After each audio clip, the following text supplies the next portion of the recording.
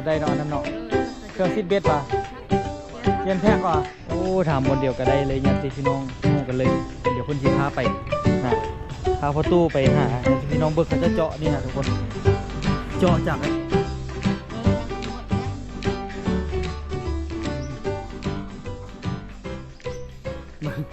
สบายดีทุกคนเนอะสบายดีหวาย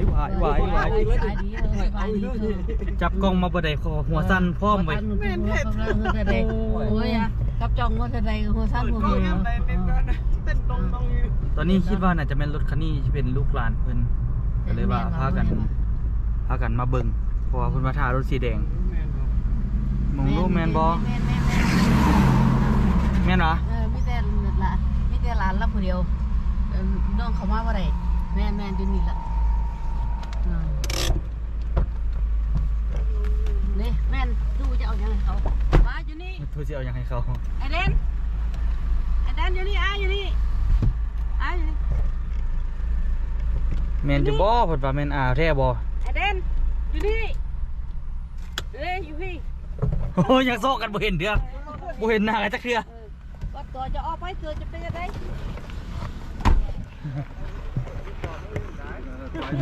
สบายดีโอ้เห็นละ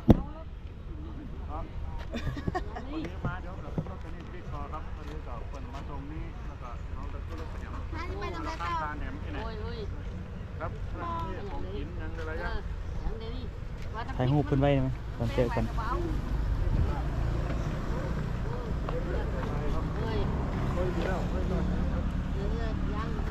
เรามาให้ก็เอาละบอคนที่เอาสาวมาใช่เอากลับอยู่เมารถกันอยู่ไหนอยู่ตรงไหนก่อนนี่มันเดี๋ยวไปพากันออกมาท่านน่าจะไปทำอะไรตานี่รับ2 คนเนี่ยกับ2 คนรถก็ได้ออกไปเบลเดี๋ยวก็ต้องขึ้นรถกาแฟไปด้านนั้นแล้วก็ข้ามด้านไปแหมมันน่ะเอาข้ามด้านมารถแดงมันต้องรอกำปนคนมาเพราะว่ามันต้องรอคนเต็มคนออกได้แต่คนมาเต็มออกได้รถแดงกันเดียวรถแดงกันแก่มันเอาเข้ามาไปยึดไปรถมาเท่าเดนนี่มันไปเจอไปหมด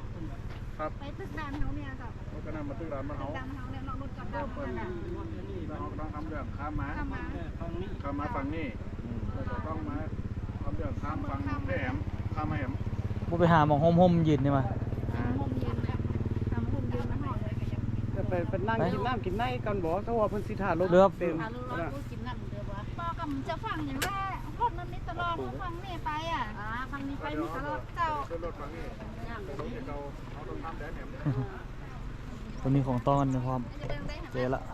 ไปอยู่ในซ้ายเลยปูโอ้น้ำปูอ่ะแค่คักแค่เห็ดน้ำปูอยู่คุณตู้บ่ได้คุณนั่งมันมาโอ้ยเอาให้จนได้เนาะอันนั้นเนาะเครื่องซิดเบสป่ะเกียนแพะก่อนแกนมักหันอุตสาหอบมาแต่ฝรั่งนะมาให้หอบแต่ฝรั่งมันว่ากุ้งมันบ่ออกหรอกมันก็เอาแกนมาไปนั่นตอนนี้น่ะจะไปเอามาให้ยังลองปลูกเบิ้งมันเป็นพันห่อนเด้หวยว่าบ่ได้มาฮอบหน้าไปพุ่นบางทีได้กินของเพื่อนได้สั่นน่ะได้กินมากเพื่อนเด้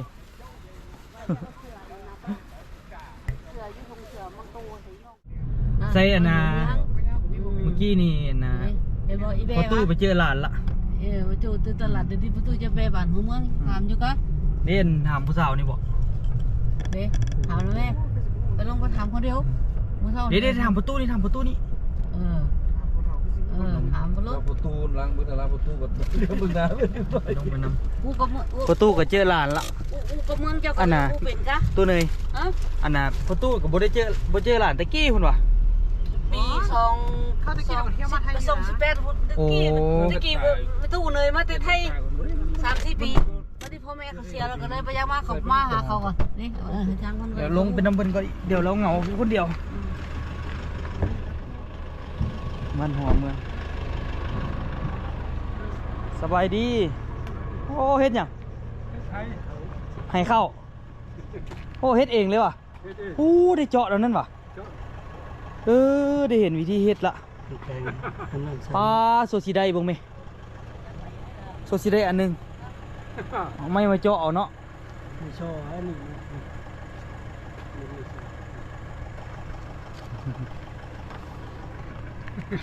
โซซิได้อันนึงเนาะดนบ่เฮ็ดนี่ มือป้ายนี่ ฮะ มันป้าย เฮ็ดเมื่อวานนี้ ไว้ดีบุ้ยอันบ้านผู้ก็บ้านอันนี้ก็อีโบกะอีโบลูกอีโบหูเมืองน่ะ โบ อันนี้แม่นบ้านหัวเมืองอันนี้บ้านหัวเมืองอีโบลูกมันอีโบแต่อันนี้ลูกปตาอันนี้ลูกปตาแก้วนี่ ลูกกระทับแก้ว ยูนี่จะเขา นี่ แต่ ใช่เขาทุกคน ชื่อได้ อยู่บุญของบุญ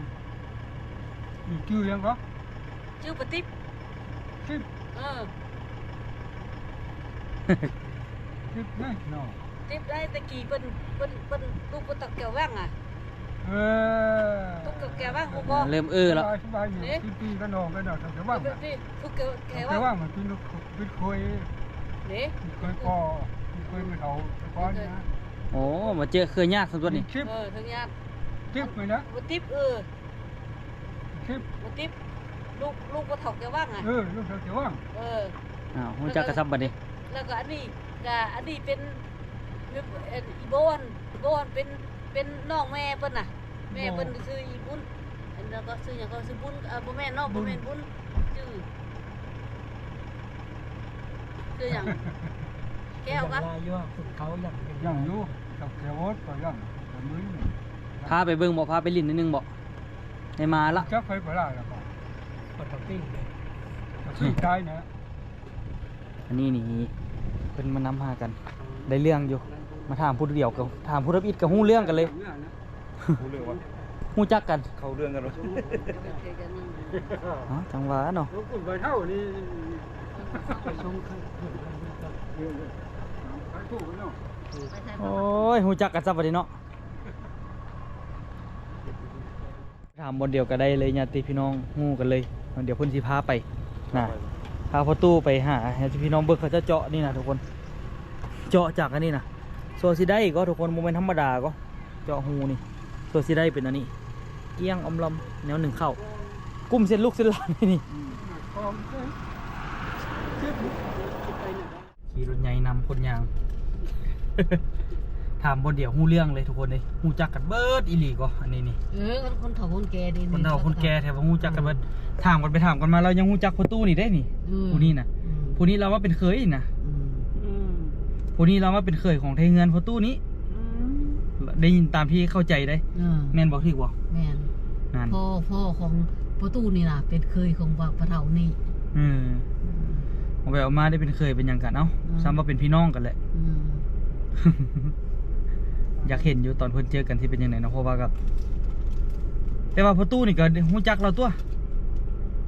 บ่ฮู้เด้อฮู้แต่ฮู้ว่าลูกกันฮู้ย่าน หูว่าลูกเพิ่นซื้อนี้สินะตะกี้เพิ่นมีซื้อลูกซื้อนั่นนี่แต่ก็บ่ได้ติดต่อหากันก็สิบ่ฮู้จักกันนำเนาะเอาลองเบิ่งไปสิเป็นยังไง บ่ได้ติดต่อกันโดนแล้วติดต่อตั้งแต่แล้ว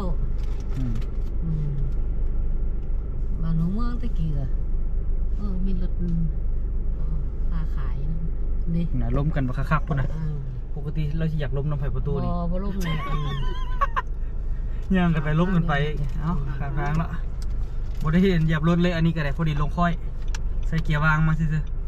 ๆผู้ใดกับคนมีไว้ก่อเงินแบบเก่าๆเดิมๆก็ยังมี เพื่อนป้าก็มีดิมีคนเฒ่านี้แม่นแล้วนี่น่ะไปบนเล่าขี้คานบนตามเพื่อนไม่ทำบุญก็ไม่ทำบุญก็ยานเสียแล้วนี่ดิ เท่าๆนี่แม่นแล้วแม่นบ่ ยานแล้วโอ้ยอย่าบอกกูเคยทำกัน แม่นแล้วนี่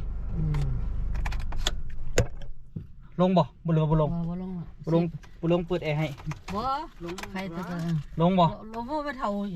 ไม่ตู้จะ ไม่ตู้อยู่รถท่าซั่น อยู่รถย่างไปย่างมาเห็นย่างลงแต่ว่า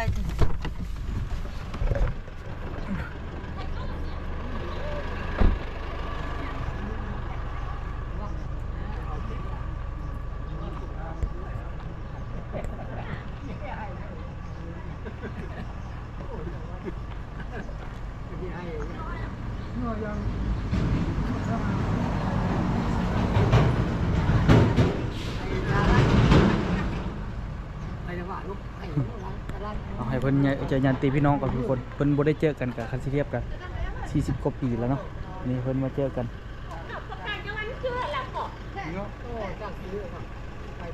คิดลูกเด็กว่างตัวชาเล็กน่ะลูกชาเล็กมาก พอเพิ่นมาแต่ฝรั่ง ลูกสลัดน่ะ เพิ่นมาแต่ฝรั่ง มาเจอ มาสหรัฐ แล้วมันนี่ลูกเป็นมันหลัก ลูกร้าน ลานคนเดี๋ยวนี้คนมาแอ้วหรือคนน่ะก็เอาคนมาแอ้วเหินผมว่าประกันก่อนมาเหินน่ะ ขอทานซื้อมาแม่ซื้อ มาแวะทักทาย นี่ไปที่ไหนอ่ะ ไปโมซ่าไปไปเขาเติมกับน้ำผ้าไปลงท่า ไปไกลหน่อย อยากให้เพิ่นลมกันเนาะทุกคนเนาะเดี๋ยวสิได้เดินทางต่อ ทำใส่นอนหันนะ กำลังลมกันเลือกไปเห็นน่ะนะโต๊ะหินทุกคนอาจารย์ตัวได้นี่ จังกะ มาบอกไกลๆยังมาเจอนี่ของอันน่ะของนักเขยได้นี่เฮ็ดนี่อืมสร้างอยู่เมืองเงินนั่นบ่นี่ โอ้โหลูกชายบ้า แม่นบ่ มือลูกแต่ว่าลูก เมืองเงินอันนี้นะ เขาหมาย อันนี้ของแบบของนักเขยแบบเดียวที่ตัวเฮ็ดก่อนนี่ทุกคน แบบเดียวกันเลย ของอาจารย์ตัว ดีชื้อกับประเทศก่อนต้องอยู่ อันนี้กำลังล้มกันอยู่ อยู่ก่อนม่วงไก่จื้อเลยค่ะพ่อเลยว่าอีเนยนี่จื้อ คือถ้าของมือลูกเลยมาขาตายพูดของเลยแกงเลือดตามเนาะ สองตอนละ เลย ฮะ แกจะท่องมาถึง ยังหมดยังเลยเดี๋ยว อยากจะท่องมิตรอยากแก้ไข นี่เราพาทุกคนมาเดินทางมาแวะบ้านปักครอบเนาะแต่เพิ่นพากันมาย่างลิ้นได้ซื้อเอาแห้งทางนั้นสิเป็นโซนนั่นน่ะน้ำของคืออยู่ประตูบ้านนางเดิมย่างต้องไปทางนั้นก่อนแต่ว่าสิเบิ่งน้ำของก่อนก็ได้ไปทางนี้ครับ แล้วมันเท่าไหร่ก็ไปเลย แต่ว่าสิเบิ่งน้ำของมันก็ทางนี้ย่างเลาะเบิ่งพอได้มีฮู้กันน่ะส่งหาลูก อันนี้ก็มาเที่ยวบ่เห็นไปใส่ซ้ำเพิ่นว่าส่งให้เพิ่นมาเพิ่นอยากมาเลยน่ะนี่แต่กี้ก็เป็นบ้านท่องเที่ยวก่อสมัยเขาเจ้าบ่มีทางรถดีเขาเจ้าใส่เรือดิเขาเจ้าก็มาแวะเที่ยวแต่เดี๋ยวนี้นี่ทางเรือเขาบ่ไปแล้ว โอ้อย่างใส่คอนี่น่ะแก้มแตกแท้ แกมแตกหมด หนาวเนาะ หนาวช่องซ้ำมือแล้วเนาะแกมแตกแบบต้อง แม่ตู้เนยมาบ่ได้ ยังบ่ได้วันนั้นแม่ตู้เนยว่าพ่อตู้นี่เจ็บขาไปใส่บ่ได้ว่าซั่นเก่งกว่าแม่ตู้อีก วันนี้พอตู้ไปได้สบาย เจ็บหลังเจ็บเดี๋ยวไปหน่อยตักแดด มันสิเทียบกับตั้งงานนะคักกิลีเดี๋ยวนี้แต่ว่าเส้นทางการเข้าถึงมันยากมันบ่คือตะกี้ขี่เรือพาลาหลักกลับมาแวะขายเครื่องขายของโอ้ยคักอยู่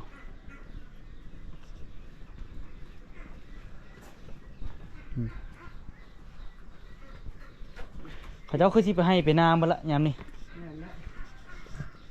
ยามทำมาหากินของคนเนี่ย งามมันประกอบ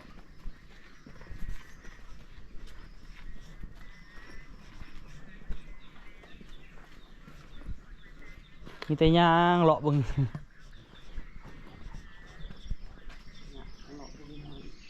คันว่าเขาเจ้ามาแสดงหนังนี่คือบ่เนาะคือได้นี่นะแท้ก็แสดงหนังเฮ็ดแบบว่านะเป็นซุมซนหนึงนี่ได้เลยก็นี่ เขาเป็นใจเจ้าเมียมาเขาถือเพิ่นมากแล้วใส่ชีวิตเดี๋ยวนี้เพิ่นคนนี้เพิ่นรักใส่ชีวิตเดี๋ยวนี้เลย นี่นะ ตัวลูกมันยันแม่สอบอาย เขาเจ้าตากแดดให้มันแข็งแรง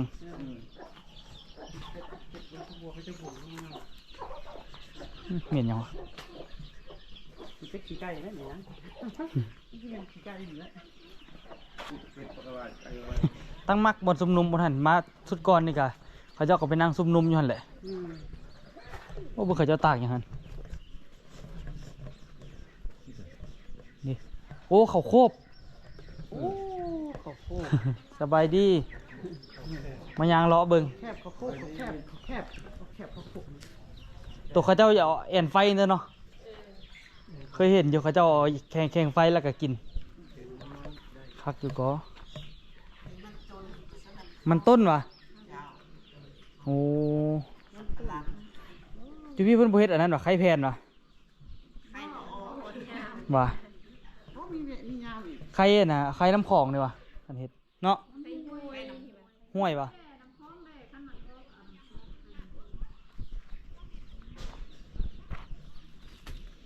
เผ็ดตากแห้งนั่งหมูป่าวะโอ้ที่ทำหมูป่าสลักว่าแดงๆนะครับ โอ้แลนมาหาเจ้าเห็นบ่มันมีกินไก่เจ้าติดเด้อในแลนมาหาเจ้า กินไก่พุ่นอ่ะ เออ ว้าเล็กกับน้ำผู้เดียวอีหลีก็ เขาก็คือมาหลายคนอยู่แต่น้ำผู้เดียวฮะ เจ้าก็บ่แม่นเนี่ยเห็นบ่เรามีทางของเราเลย เออ ไก่หุ่มจะเจ้าผู้เดียวนี่ ผู้นี้เดี๋ยวตี้สิว่าเกลือเข้าคนสิว่า นี่เฮาเห็นบ่แน่นั้นตะก้นปะทะเฮา3คนบ่ได้ถ่ายแต่นั้นตะก้นเนาเห็นบ่ ทรงผู้นี้แหละสิเกลือเข้าหรอฮะ บ่มีนะเกลือก็มีเกลืออยู่เนาะเกลือ ไก่กับตัวใหญ่ซ้ำๆกันเลยติอยู่คน สองคนเดี๋ยวเหยียบไก่ขึ้นรถแต่พอดีเลย สักกันละนั่นคนใจดีเด้อมั้ยคนยืนอยู่บ่ได้นะคนโดดแล่นคนผู้ยาวอยู่ เริ่มคักเนาะอยู่นี่เนาะมันก็สิสุดแต่ทั้งหน้าแหละตอนนั้นมันยางโอ้คือว่าคักแถวบ้านนี่ทำอิดบินโดนทำอิดนะบินไปบินเอาโอ้คือว่าคักแถวเป็นแต่ย่างแท้ก็เลยว่าลงมาเบิ่งคักดีอยู่ ต้นหมอง ต้นหมอกม่วงเลย คัดงามเตรียม จุดสมนุม บึงพุด อันนี้ เป็นหยัง ขึ้นเอา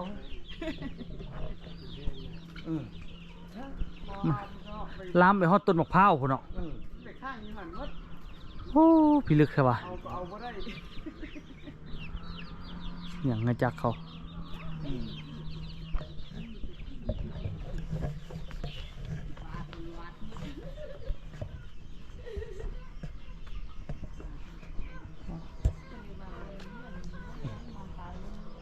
เป็นจุดซุ่มนุ่มดิขนาดนะบนนี้เนาะมาแต่มาสุดก่อนกับพากันมาจุ่มอยู่นี่ มายังเลาะเบิง เทียนต้นม่วงนะ โอ้น้ำของแห้งเบิดเนาะ ร้องแห้งยามเย็นเนาะ อืมเป็นแห้งเหรอพี่คือสิหาปลาได้ดีที่เราะแถวนี้เนาะ หากระไดโอ้ผู้ไปกระไดถ้าผู้บ่ไปก็บ่ได้ เฮ็ดจังได๋ใส่มองก่อนวะ ใส่หมองวางแห้ เป็นตาจุ่มแท้มานั่งผิงไฟอยู่นี่ ผัดกวางในเนาะ น้ำปิงไป อันนี้ลูกบ้านตาอึ้นมา แม่นเนาะพุ่นอยู่พุ่นอีกจุ่มหนึง แต่เหือน โอ้วะ แล้วก็น้ำปิงไปสิ เขาจะแปลงเฮือน คนเฒ่าเป็นคนปัวกลับบ้านแล้วคนน้อยท้ากินเก่งโน่นเฒ่ากลับกับบ่ได้กลับเลยคือ ไปแล้วไหม กินเก่งโน่ ไม่เท่าตู่ไปหาปลาเกาคน ไป ละ แล้วไหมอยากกินเก่งโน่ใหม่ไปเลยติ๊ก ไปวะหรือสิยังรออีกนิดนึง ยัง ตามใจนะหมดใจ เอามาตามใจเขาจังได๋ เออ ตามใจคนมาเลาะแล้วเนาะ คอยผู้จะทางไปเด้อ บ่มันมีแต่เส้นเดียวนี่แหละเส้นเดียวไปสุดแล้วก็ได้กลับคือเก่า เราไปบนหนึ่งกระสุด ซื้อถึงกลับมาคืน แหม่สุดแล้วก็กลับมาคืนเท่านั้นแหละ เป็นชุมชนหนึ่งอยู่นี่บ้านปากครอบ แต่คันว่าทางน้ำเขาเจะยังเดินสะดวกนี่บ่นี่นี่โอ้บนแลนท่องเที่ยวได้อีกบนหนึ่งเลยนี่เฮ็ดคันมีที่พักมีบอนขายอาหารขายอย่างละแมันคักแหละพวกหมาน้อย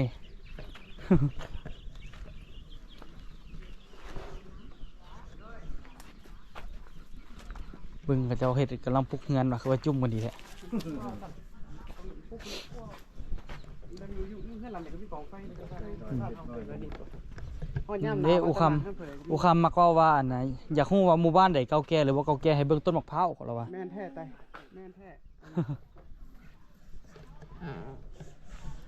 ต้นมะพร้าวใหญ่ๆเลยแม่นอยู่นี่เลยอยู่ดนละคนว่า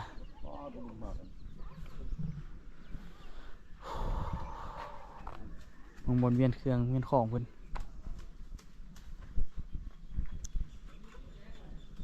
แต่ว่าหมู่บ้านนี่เฮือนเขาเจ้ายังเป็นเอกลักษณ์ดีอยู่เนาะถ้าเทียบกับบ่อนอื่น แม่น บ่อนอื่นเขาเจ้าทุบเพชรใหม่เบิดละ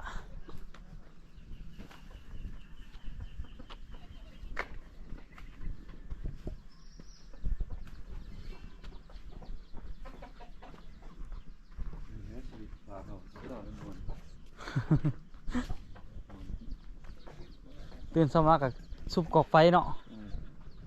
นั่งล้มกัน มองไม่ยามมันมีเนาะนี่มันมากระทันโอ้มากระทันไม่สะทัน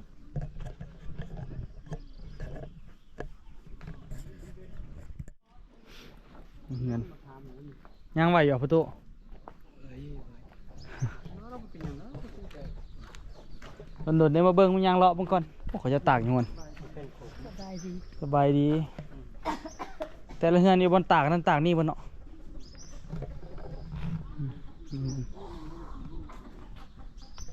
เบิ่งต้องมีตังอันนี้อ้อมมาเลยกองไฟก็ได้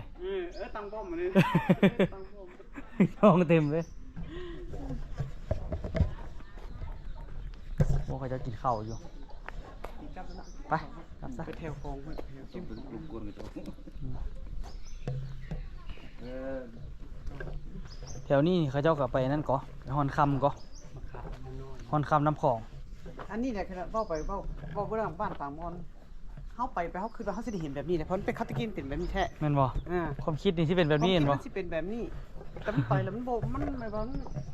ก็มันเป็นนั่นน่ะเคยเนาะบ้านปางมอนสมัยตะกี้ก็เป็นแบบนี้แหละต้นมะข้าวต้นมะมี่ต้นมะม่วงเต็มแบบนี้ตัว อืม แล้วไปเมื่อกี้มันบ่มีหยังบ่เห็นบ่มันน่ะเป็นบ้านอื่นไปเลยบ่แม่นบ้านเฮาแหละ แบบนี้คือว่าคุ้นๆเลยเนาะ มันนี่ท่านเห็นแบบนี้เฮาจะว่าพอสิจื้อได้อยู่ว่านี่เป็นอันนี้นะนี่กูเห็นหยังหมดเลยจนนั้นต้นไม้ต้นใหญ่ต้นนึงยังบ่มีเลย ฟันทิ่มโคนทิ่มเบิด นั่นแหละ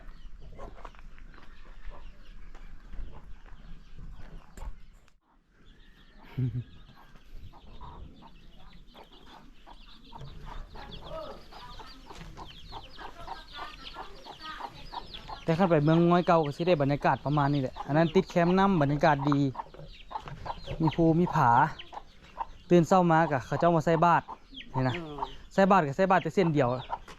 แล้วบ้านเป็นอันนี้แหละจนสุด สุดเลยเหรอ แมนมีห้านค้ามีบ้านพักอยู่หันนะ ลูกแฟนไปบอกหลวงพ่อมันไปตักบาตรมาตื่นเช้าไปหา เราก็ไปเมืองง้อยเก่านำมา ไปได้เพิ่นไปลูกข่อยเพิ่นไปเมื่อชั่วโมงน่ะไปใส่เพิ่นก็มีแต่เพิ่นก็บ่ว่าหม่องเก่าหม่องใหม่เดี๋ยวเพิ่นจะบอกว่าให้ไปเมืองงอยเด้อเพิ่นน่ะไปเมืองงอยเพิ่นน่ะงะเพิ่นน่ะคักได้เพิ่นน่ะไปกับบ่นองเขียวเพิ่นบอกแต่แนวนี้แหละเอานองเขียวกับเมืองงอยเพิ่นบอก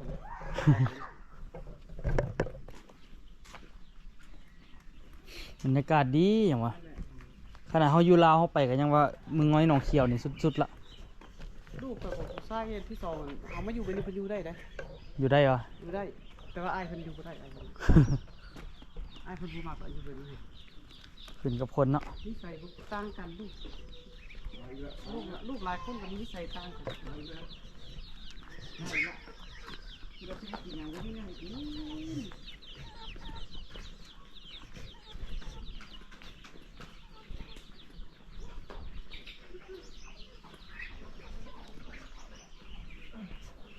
เงียบสงบดี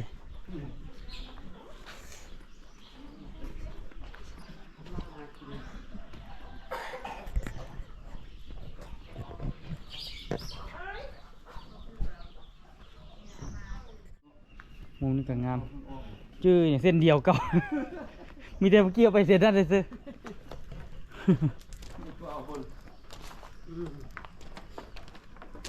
นี่บนนี้นี่คือได้เนาะเก่าๆเลยเนาะมีระเบียงมีเนาะนี่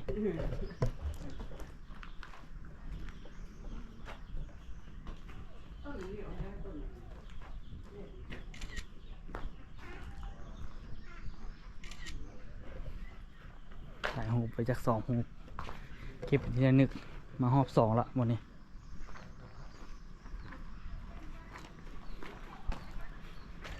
หลายเส้นทางที่จะไปได้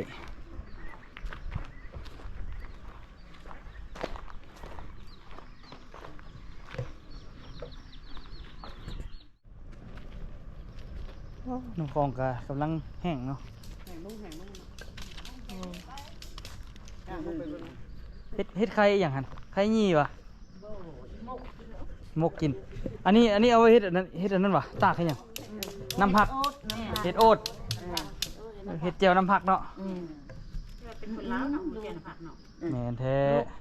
คนลาวก็ สาวกับอันตำอยู่หันนึกจะบันนี่ แม่นบ่ นั่งเรียบร้อยมันเห็ดเราก็ค่ายโอ๊ตเราก็ค่ายน้ำผักเราก็ค่าย แม่นอ่ะ แม่นล่ะจะเอาไปอีกมาค่ายให้ ทางนี้กำลังเจ็บท้องจูดอยู่ น่ะ คืดยากก็แต่ว่าโอ้ เดี๋ยวนี้ยังว่าใครเนาะเดี๋ยวเขายังสิไปหน้าตลอด ยังสิไปหน้าเรื่อย มันยากเอาไปน้ำพัง ๆโอ้อันนี้ต้องได้ตากแห้งเนาะเกษตรน้ำผักเนาะ ทำแล้วเนาะทำแล้ว ล้างแห้งเลยแล้วก็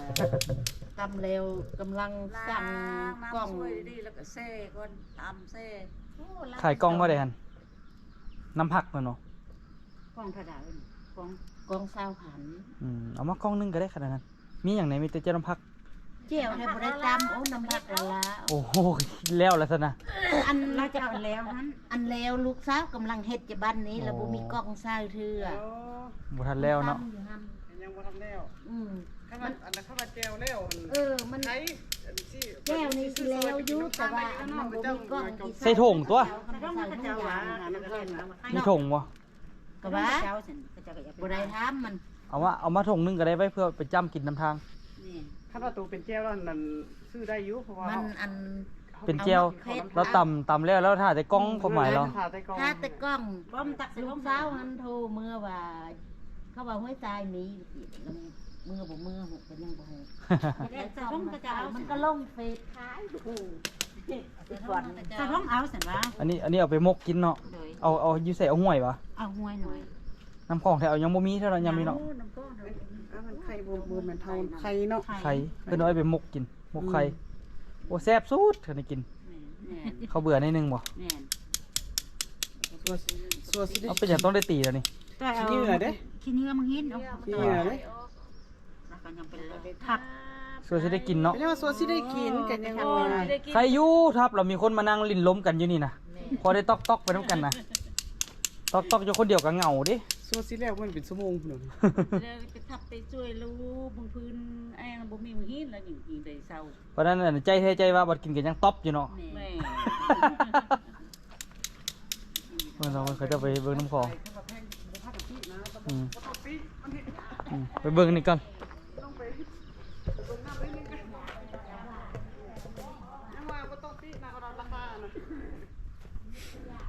เจียวน้ำผักกับเบิ่งลูกสอกเขาจะสิตากแล้วช่วยได้เฮ็ดเป็นเจียว ฝากแล้วก็ยังสิเอามาปั่นมาตำบีบน้ำนี่ขวดต้มเลย เพิ่นขายกับอุดหนุนเพิ่นจักอันเนาะ เกี่ยวอีกเกี่ยวมันเป็นฝุ่นจนนั่นอีกเคยเห็นมาไผเขาเห็นแล้ว โอ้มีบนนางลิ้นอีก น้ำส้มเยอะ ย่านย่านลานมาลานศาลาคนเมาอยู่นี่โอ้คักเนาะโอ้เป็นตาเฮ็ดบนนางลิ้นให้ก็โฮมเย็นดีคือหยัง นี่เด้บนคนมานั่งมาไปนั่งเล่นโอ้ต้นไม้เนาะเนาะนี่เนาะอย่างพวกโอ้ไปฮบนอนอย่างนี้ นี่ทำประตูได้เรื่องนอนะ อันน่ะน่ะเคยนอนอย่างนี้ตัวนี้ไม่ขลามนี่ไม่ขลาม ไม่เหรอ ขลามได้เลยนี่ โอ้เดี๋ยวนี้ให้เขาใหม่ไปเฮ็ดข้าวหลามคักก็นี่ เอาทำเป็นหน่อไม้แต่ก็เป็นที่กะลำหมดเลย ป้าโถ ให้บรรยากาศกันเด้อ มึงก็เฮ็ดปองน้ำอันนี้มานี่คือสิคักคือป่าคือสิมีป่าไป โอ้กระจองมุมปลาละเพิ่น ใส่ นี่ได้จริง แม่นแท้เขาเฮ็ดหยังเขาใส่แห่เลยวะใส่มองบ่ว่างมเอาซื่อ ๆเอาสิ ๆโพดบ่งมเอาปลาเนี่ยเอาแห่ไปว่านเอาเป็ดไว้กว่า แม่นบ่ เด้ตะกี้เรือท่องเที่ยวเป็นเรือแบบนั้นแหละ เฮ้ยเอาแบบนี้นี่ บ่อพุ่นฝากหน่อยพุ่นเป็นเรือใหญ่โอ้ยเขาเจ้าผ่านมาทางนี้จักฝรั่งยังมันหยังมาแวะเที่ยวมืดแต่เดี๋ยวนี้มันบ่เป็นทางผ่านละบ่ได้เป็นทางผ่านคือตะกี้ละน้ำก็ตื้นเขาจะเฮ็ดเขื่อนคันบ่เฮ็ดเขื่อนก็บ่ตื้นเฮงดอกเฮ็ดเขื่อนกักน้ำหมดแต่ว่าป่าก็ซอกบอนลี่หน่อยเขาก็ไปหาป่าเบิดงูหนองงูหิน มีดำมันหอดอยู่ในน้ โอ้ขมไปกินผักอันนั้นเมื่อกี้ เขาอย่าง นี่ ำนี่ผักกระเดา โอ้ขมแท้ ผมกระเดาเนาะ เกลือกินไม่ยังน้ำเอาเคี่ยวนี่ แล้วมันเป็นพักอหย่างไรนี่ กาด กับประกาศตัวเนาะ ประกาศคิวกัน อ้าวประกาศนี่เฮ็ดแจ้วน้ำพักนี่ตัวน้ำมันนะเขาเจ้าเฮ็ดแต่น้ำขั้นส้มบ่ได้ปะ ก็เห็นนะให้เป็นเฮ็ดแล้วเนาะ เราจะฟังสุดถึง เนาะ ตำไปแช่น้ำ3 คืนแล้วไปเอามาปั้นแล้วก็กับแป้งนวดมาใส่เอาตัวนี้เอาไปตากน้ำมันเอาก็ต้มอะไรเสียวเขาเอาไป สรุปแล้วจักมือจึงแล้ว อันใดก็ได้ อาทิตย์หนึ่ง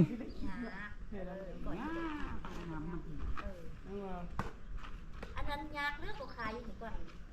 แม่แล้วเพิ่นนุ่ง หลายแนวพุ่นเนาะ มันมักไว้อีก เออ พิธีพิถันเนาะ เอามาตำเอามาหมักไว้ไป3 คืนแล้วก็มาปั่น ขอบคุณค่ะ ขอบใจไหมโอ้ยนั่งรถบุญท่ายาวเราบ่อยากลงยาวแบบนี้มันมีแห้งนั่นนึงพอลงไปจ้าให้สิไปไกลอยู่ โค้ง พอลงไปเบิ่งงาม นี่กระจองงมปลายครับป้าย ามลงก็ลงเนาะบัดน้าขึ้นได้ขึ้นว่าน้ำนี่ก็ได้บ่แม่นขึ้นฮอดสิฮอดฟังบ่นี่กันมาบัดขึ้น หอด ฮอดไปได้ต้นไม้ต้นหมักมุกหมักหยังน้ำนมสิได้เนาะ มาแล้ว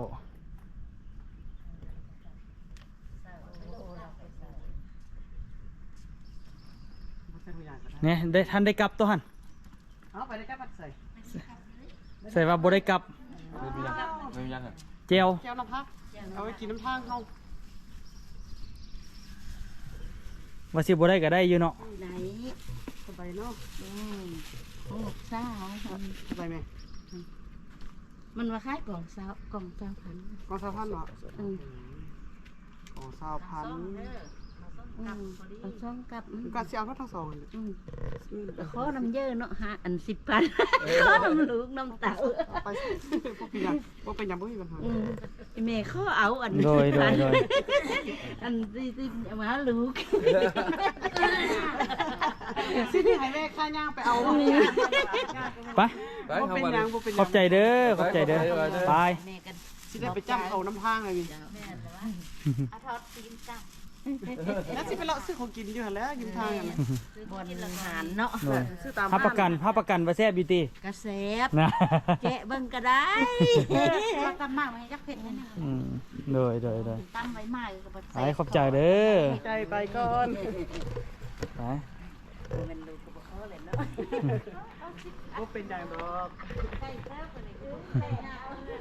ไปทุกคนเนาะเป็นยังไงก็ฝากทุกคนกดไลค์กดติดตามช่องตัวโยสองล้อพาเลาะเด้อมาฮอดนี่แล้วก็สิได้เดินทางไปต่อเนาะ